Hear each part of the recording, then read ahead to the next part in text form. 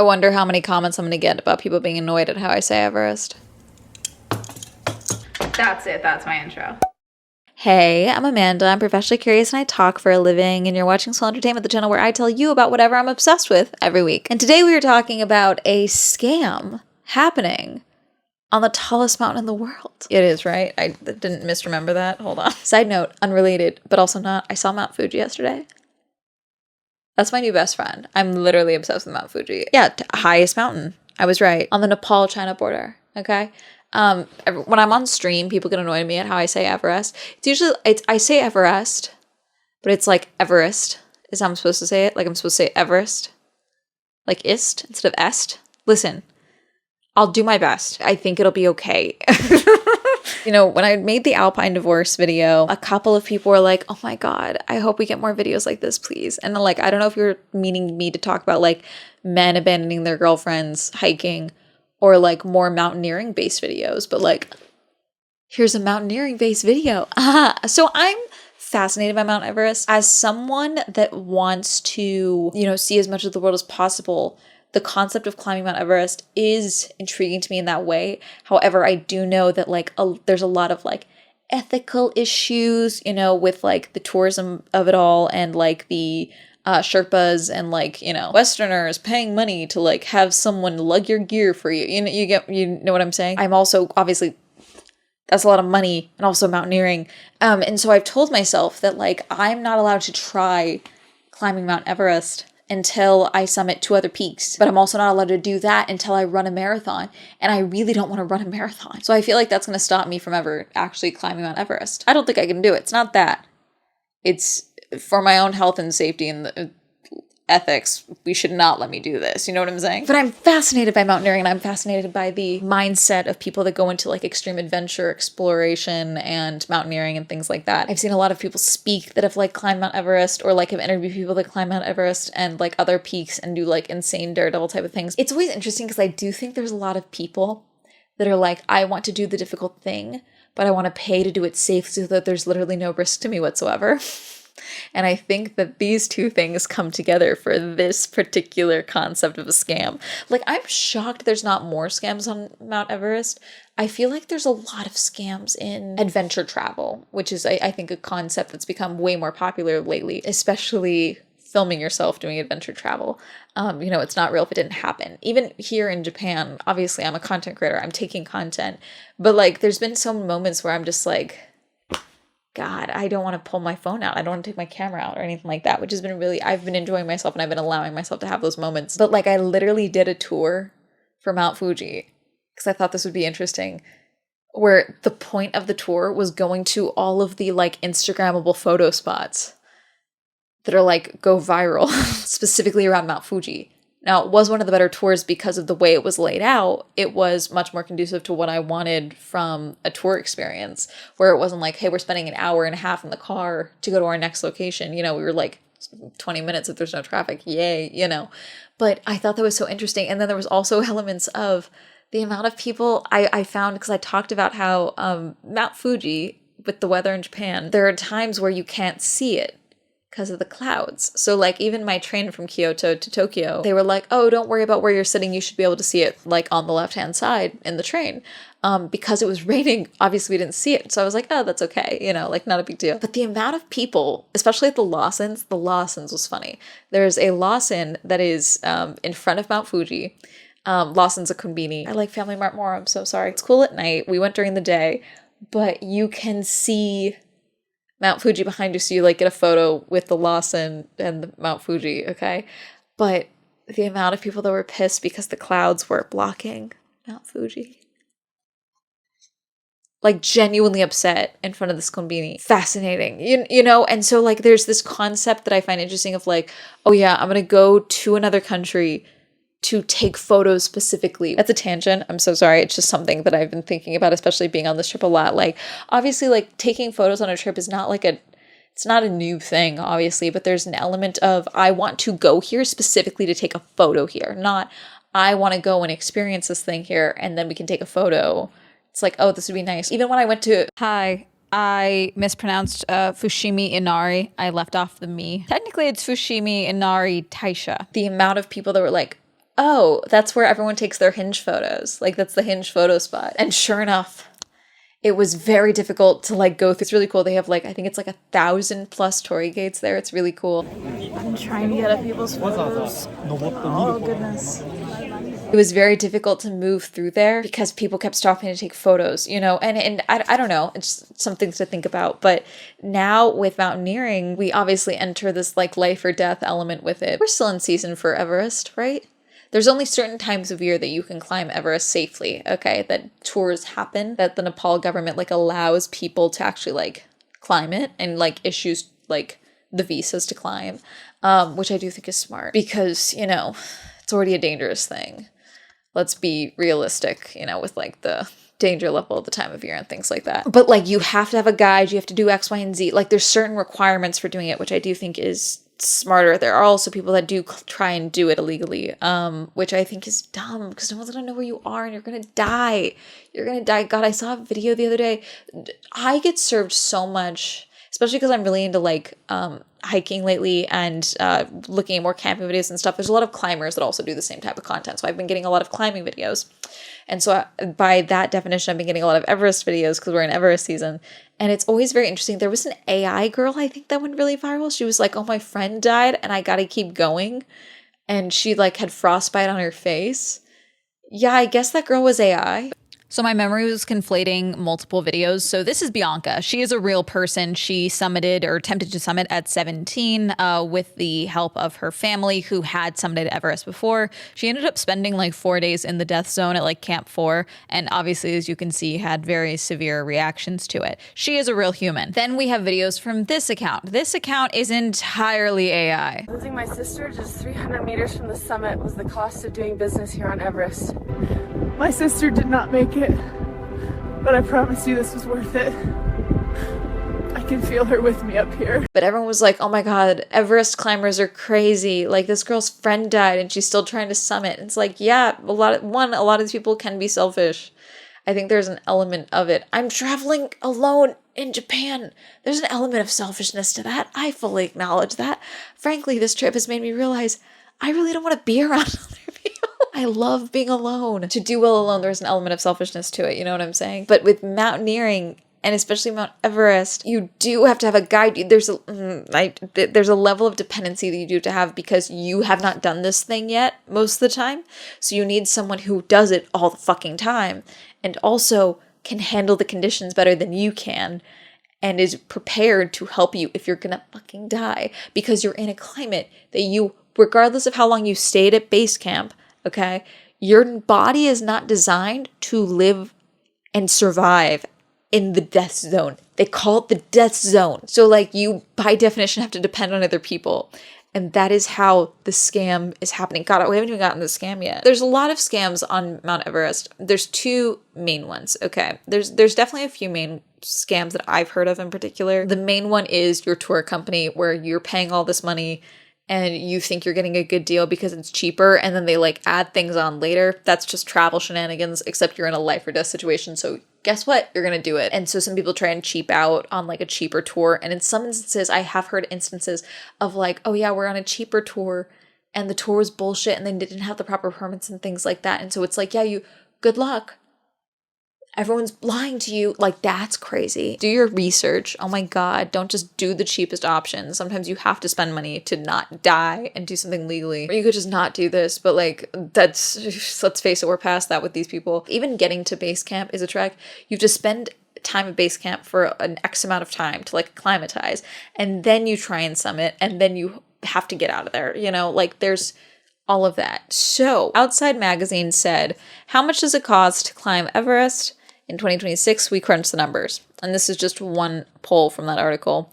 Most people pay between $45,000 and $76,000. Some will pay as much as $220,000 or as much as $1 million. Prices continue to rise. If you are on a tight climbing budget, go as soon as your skills, experience, and checkbook can support a safe attempt. That's a crazy quote. Mount Everest guides accused of targeting climbers in alleged $20 million fake rescue scheme. This is by Rachel Goodman. This is from Global News. Authorities in Nepal say they have uncovered an alleged USD $20 million insurance scam involving fake rescues on Mount Everest and fraudulent hospital admissions to claim insurance money. 10 people have been arrested in connection with the alleged scheme, Nepal's Central Investigation Bureau said in a series of news releases last month, including individuals from a trekking company, helicopter operators, hospital employees based in Kathmandu, and rescue workers. The companies and individuals are accused of fabricating rescue missions on Mount Everest by presenting fraudulent documents to Nepali police and insurance companies, including passenger manifests, medical documents, and other forms to claim insurance funds, the CIB said. Such actions have tarnished the nation's prestige, the Bureau said, adding that the investigation is ongoing. NBC News reported that 32 guides have been charged and investigators have identified nearly 4,800 international climbers who were treated at implicated hospitals between 2022 and 2025. Foreign tourists were systematically defrauded, the Bureau said. A spokesperson told the U.S. outlet that the scheme specifically targeted foreigners experiencing health problems while hiking in Nepal's Himalayan region. According to an investigation by the Kathmandu Post, the entities involved would stage rescue efforts and file insurance claims that bore little resemblance to the patient's actual health emergency. The paper's investigation said the alleged scam was complex and reportedly relied on the cooperation of numerous entities, including guides who said it would offer tired trekkers the chance to be helicoptered to the mountain range if they feigned illness. Another alleged method was to frighten trekkers experiencing symptoms of altitude sickness into believing they were having serious complications and needed to be evacuated, the outlet found. In some cases, the investigation alleges the techniques such as excessive water intake were used to exacerbate altitude sickness and symptoms. The CIB said some of the claims made in the investigation were false, including one that alleged guides had poisoned climbers. That was a claim as well, was that they had poisoned climbers. The investigation so far has not revealed the fact that poisonous substances have been adulterated, it said. So a lot of people are sharing the details about the poisoning. That is something I heard too before this current new, like, hey, we actually got a bunch of people arrested. People would feel fine and then they would have a meal and then they would become violently ill, in some instances stomach pain, and then have to be medically evac out. One claim I also saw was that, there would be 2 people on the medical evac helicopter, but they reported that there was 6 people on the medical evac helicopter. You know what I'm saying? So to try and exacerbate the numbers from the insurance fraud. Okay, New York Post. Mount Everest guides allegedly poisoned climbers as part of a sinister $20 million scam by Anthony Blair. Himalayas instead of Himalayas. Okay, this is a different claim. Guides with the trekking agencies allegedly poisoned tourists by putting baking soda in their food to trigger severe gastrointestinal distress that mimicked altitude sickness or food poisoning, investigators said.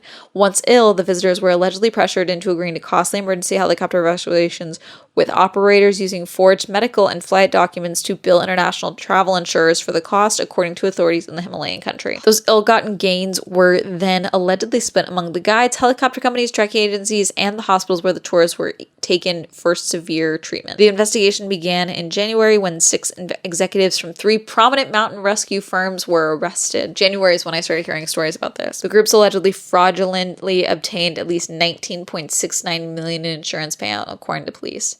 One company is accused of faking 171 of its 1,200 claimed rescues, leading to more than $10 million in illegitimate payouts. A second company allegedly fabricated 75 of its 471 claimed rescues, fraudulently claiming $8 million, while a third is accused of making 71 false claims worth more than $1 million. Prosecutors are seeking a total fines of $11.3 million. The court is giving high priority to this high-profile corruption case. This is not the first tourism scandal of its kind to hit Nepal's tourism industry, which supports over 1 million jobs, directly or indirectly in the country. In recent years, several major international insurers have halted coverage for trekking tourists in Nepal due to escalating fraud incidents.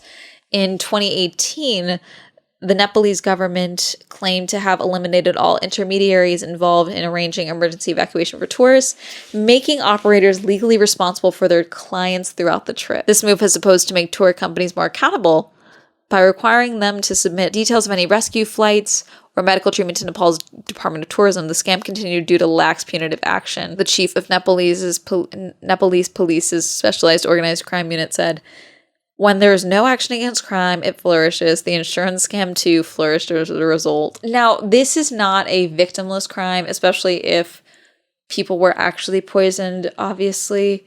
This one is claiming that poisoning did happen. Others are saying that, we're not saying that poisoning happened. The reports that I was reading or heard about back in January were reporting, like I said, they had eaten and then the symptoms started and they'd been fine otherwise, or that they'd climbed Everest before and they hadn't had issues. There was at least one instance I think I ever heard about when someone was like, yeah, this is my second time and I'd never had issues, and then suddenly I'm like violently ill. I'm so curious what the effects on the tourism of Everest is going to be with this. Maybe not, because people's, audacity at wanting to climb, the highest mountain in the world might outweigh, my guide might not actually be here to help me be alive and summit safely. That might outweigh that. So this might not affect the industry whatsoever. I mean, obviously there's a lot of people that have now been arrested.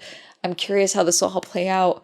I'm curious if there will be any further claims from climbers themselves. If it's like what could this mean for insurance companies, or even, these guide companies, if someone thought that they, had been saved and they had had a medical emergency and they were saved and they were able to get home safely. Because for a lot of people, a medical emergency, I saw a video, this sent a chill down my spine, and it was two dudes climbing Mount Everest, and then they're going up, but you just see a black glove tumbling down the mountain.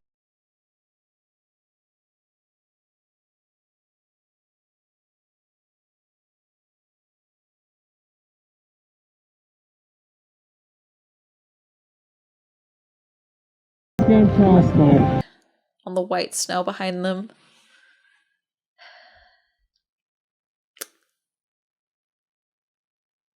They're like, that's not good. That dude's gonna lose his fucking hand. Probably doesn't have a backup glove. All right? It's so cold. There's dead bodies all over that path. And now you might be implicated in an insurance scam. Our guide's gonna have to assure, don't worry, we don't even use baking soda and anything. You know what I'm saying? I'm so curious how this is going to play out and affect the industry. If you go to Everest, okay, go to Everest, pack in, pack out, okay, for the love of God. The amount of trash that I see at the end of the season, the content of okay, it's the end of Everest season, here's what's left, and it's full on tents abandoned. I don't care if you're a company. Bring your shit down the mountain. As I'm filming this, they're in Artemis 2 right now. They're slingshotting around the world, the moon. And the first image that we had from space of the Earth in decades, it made me wildly depressed. Because why did we look like that? We look a little sad and beige. Worse than we did in the last photo. And it did depress me. I was like, oh my God, what are we doing to her? Our beautiful planet. What are we doing? It didn't feel me oh my God, that's us. It didn't do that. I was like, oh my, what have we done to this planet? That haze around it, is that all space junk? Is that all the satellites that we've just left out there? We can't just pollute our planet. We're now polluting space. Anyways, take your shit down Mount Everest, okay? God. Anyway, sorry. I saw a lot of littering in Kyoto and it really stressed me out. I was really upset. I made several videos being really upset about littering in Kyoto because I was like, there's a trash can right there. And you're still putting your fucking dongo stick on the ground. What are we doing? What are we doing? I just full on pivot into an environmentalist channel because I'm just the audacity of humankind. Sure, we can climb the tallest mountain. We can pollute space and the ocean and everything else and just keep building AI data centers to suck up the water. You know what I'm saying? Anyways, comment your questions or whatever. Let me know what you think. Reminders from on Twitch. My Swell Entertainment is now available on Spotify. Shout out to my channel members. Thank you so much for supporting my channel memberships. Supporting my channel memberships. And I'll go ahead and the link down below. Like my social media. They'll up here. And that's me. Have a lovely day. Goodbye.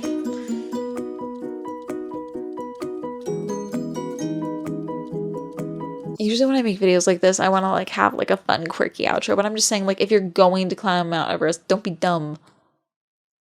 Don't look for the bargain. Don't go with someone that has one review on TripAdvisor. I don't know. I don't even know how you would go about vetting trekking companies. I really don't even know how you'd go about that. But you should if you're climbing Mount Everest. Okay, bye.